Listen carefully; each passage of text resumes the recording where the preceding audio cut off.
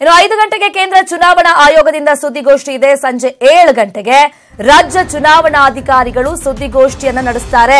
ಕರ್ನಾಟಕದಲ್ಲಿನ ಸಿದ್ಧತೆ ಕುರಿತಂತೆ ಆ ಸುದ್ದಿಗೋಷ್ಠಿಯಲ್ಲಿ ಮಾಹಿತಿ ನೀಡುವಂತ ಸಾಧ್ಯತೆ ಇದೆ.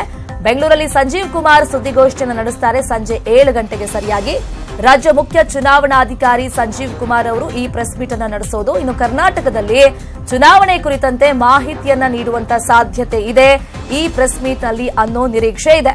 5 ಗಂಟೆಗೆ ಕೇಂದ್ರ ಚುನಾವಣಾ ಆಯೋಗದಿಂದ ಸುದ್ದಿಗೋಷ್ಠಿ ಇರೋದು. ಹಾಗೆಯೇ ಸಂಜೆ 7 ಗಂಟೆಗೆ ರಾಜ್ಯ ಚುನಾವಣಾಧಿಕಾರಿಗಳು ಸುದ್ದಿಗೋಷ್ಠಿಯನ್ನು ನಡೆಸಿ ಕರ್ನಾಟಕದಲ್ಲಿ ಯಾವ ರೀತಿ ಸಿದ್ಧತೆಗಳು ನಡೆಯುತ್ತೆ, ಎಲೆಕ್ಷನ್ ನಲ್ಲಿ ಏನೆಲ್ಲ ಹೊಸದೇನಾದ್ರೂ ಇಂಟ್ರೊಡ್ಯೂಸ್ ಮಾಡಿದಾರಾ ಅನ್ನೋ ಬಗ್ಗೆ ಎಲ್ಲ ಮಾಹಿತಿಯನ್ನ ಕೊಡ್ತಾರೆ ಅನ್ನೋ ನಿರೀಕ್ಷೆ ಇದೆ.